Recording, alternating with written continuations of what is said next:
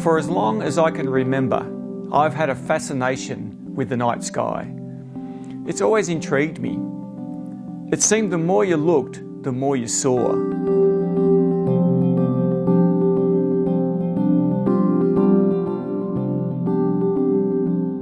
When I was still quite young, I started taking photographs of the sky at night. The best I could really hope for back then was star trails, as the camera I had wasn't that capable. In fact, I still have it here right now. This was Mum's box brownie, as they used to call them back then. It took 620 black and white film, used to load it in through the back compartment there, close it in there, wind it on with this lever at the top, and then try and compose through this little window at the top here. Hold down the shutter for the length of time that you wanted, let it off, and bang, you had a photo, hopefully.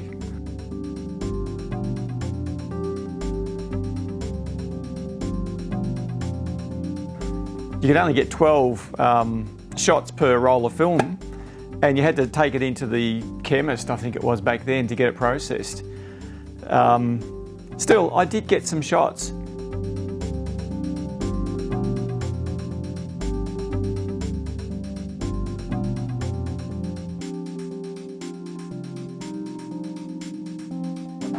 After that, I moved on to this little fellow. My first SLR, I thought this was just so advanced in its day. Just had a single manual everything actually, prime lens. Again, it took film, so you had to actually wind the film on like so, take a photo, wind it on, take a photo. Now the only way I could keep the shutter open to take a time exposure was to hold that down, put it on bulb and hold it down with a cable release. Fairly tedious, but that's what everybody did back then.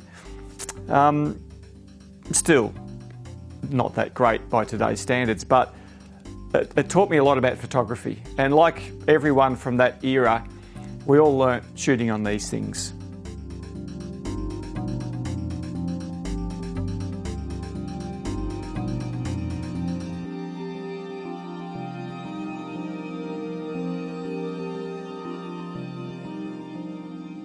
I remember back in those days making up all kinds of gadgets to mount this box brownie on the roof of the shed, or the cubby house it was actually. And what I tried to do was hook it up to an alarm clock motor drive and try and track the stars across the sky. I mean, the theory was fantastic, but I'm afraid my engineering skills weren't that flash back then. Still, I got some shots, and I guess that was the beginning. I was hooked.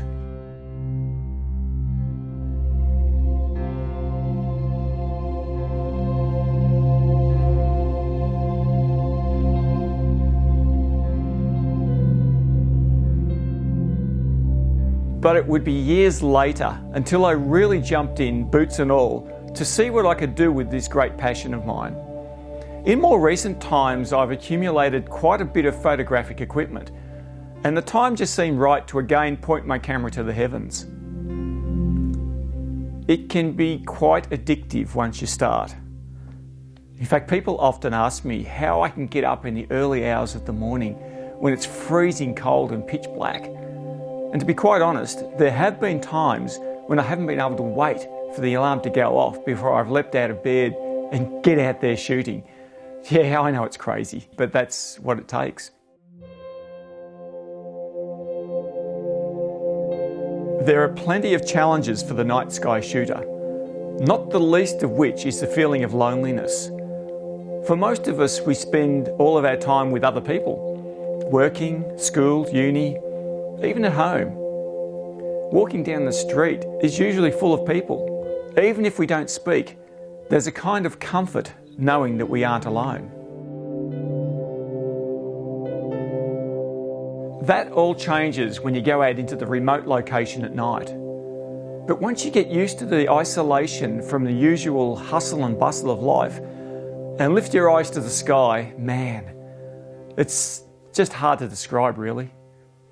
Beautiful, awesome, majestic. I don't know, words can't fully describe it. I guess, in part, it is indescribable. But that's where the camera and the art takes over. I can't even begin to describe the absolute elation you get when you take a long exposure of the Milky Way, or an old deserted building, or a broken down old tractor in a paddock. What seems at first a dim object suddenly comes alive. You see, even though it's dark, the colour is still present. The sky is full of colour. Whether it be the majestic Milky Way, or the remnants of a sunset, or simply atmospheric dust glowing from a distant light of a town or a city, it doesn't matter. The camera sees it and captures it in all its glory. Mind you, I mentioned art before, and you're probably wondering what I meant by that. Well, there are many aspects to it, but sometimes you need to be creative and add some light to the subject. No matter how good your camera is at seeing in the dark, there are some things that need to be lit to look their best.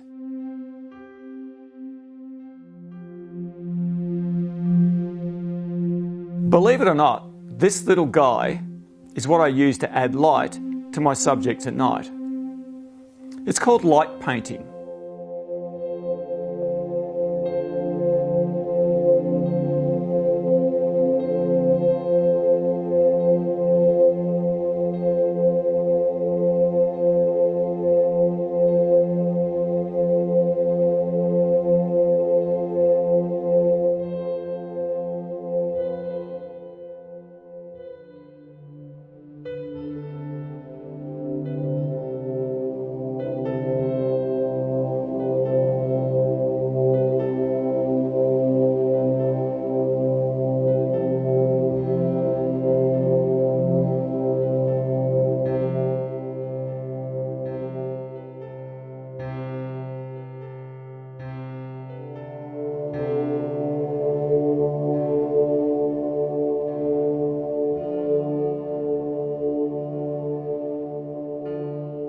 Without getting all technical on you, I discovered pretty early in the night photography journey that the colour of light becomes even more important than normal daylight photography. When shooting during the daytime, most people leave their camera on auto white balance. And by the way, if you don't know what white balance is, then you can be sure it's probably on auto. Anyway, I learnt through trial and error that I needed to take control of the white balance, the colour temperature settings of the camera. Otherwise, things can get pretty ugly. That's why I also have a yellow gel covering my torch here. It's an LED torch, and it's actually a really good one at that. But usually LED globes are fairly blue by nature. They cast a bit of a bluish, greyish, dull, flat colour. And by adding this little bit of yellow on the front, I bring in a little bit more to a standard white colour, a little bit more daylight balanced if you like. And it does the job pretty well. Sometimes the best shots just happen as if by accident. You just have to be in the right place at the right time. Cars, and especially trucks, can create some spectacular lighting effects as they travel the country roads in the dark of night. In fact, some of my best shots were lit this way. But besides the technical aspects of photography, there is just so much scope to let your imagination run wild when shooting at night. I like to get down low and increase the angles to enhance the foreground objects even more.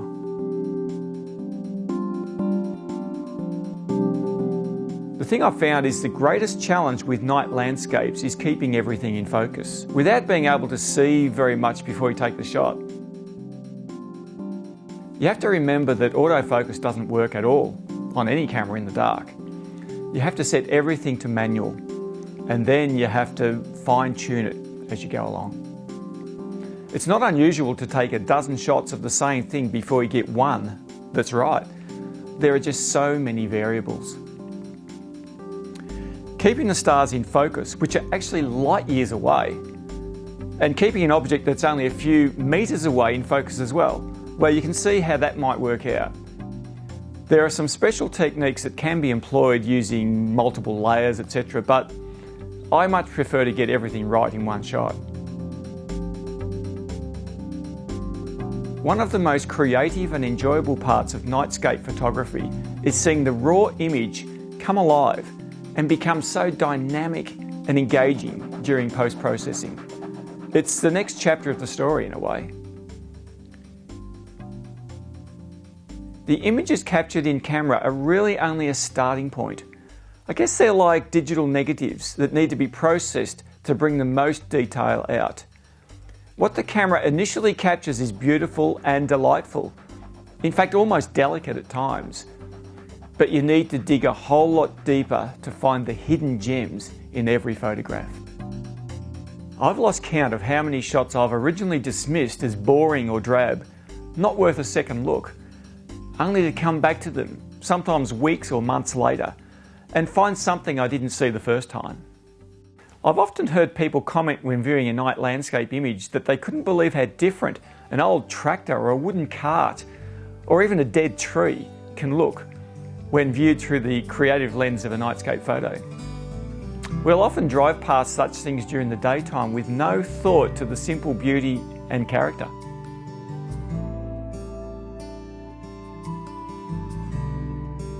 That's why I really enjoy the artistic expression that's possible with this form of photography. And I think it gives us a wonderful opportunity to reevaluate how we actually see the things around us. Nothing should be wasted. Everything has a story, a history, and it's certainly a challenge sometimes to see it, but it is there. As with anything worth achieving in life, it takes commitment, patience, determination, and probably above all, a willingness to change how we see the world around us to really succeed in night landscape photography. There's nothing more brilliant and awe-inspiring than the sky at night. It's alive with colour and shape. It shouts out to us in a strong but silent voice. I knew a long time ago that I was hooked, but now, well, I'm not sure what the future holds. But I do know one thing.